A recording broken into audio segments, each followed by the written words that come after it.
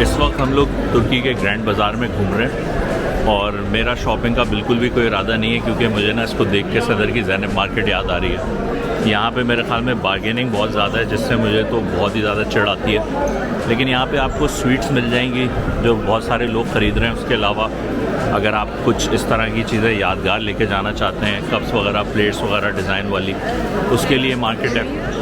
Jewellery की भी shops दिख रही हैं काफ़ी सारी इधर उधर। अभी एक शॉप पे मैं छोटी सी वीडियो क्लिप बना रहा था और वो बंदा आ गया और कहने लगा एक्सक्यूज़ मी।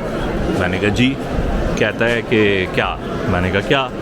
कहता है कि आपके लिए मैं क्या कर सकता हूँ? मैंने कहा कुछ नहीं। कह रहा है आप वीडियो ना बनाए। मैंने कहा तो आप मुझे बोल देते। कह रहा है आपको मैं बता रहा हूँ। तो एटीट्यूड वाइज मैं वहीं टर्न ऑफ हो गया। It's about just visiting here, some hustle bustle in the बाज़ार।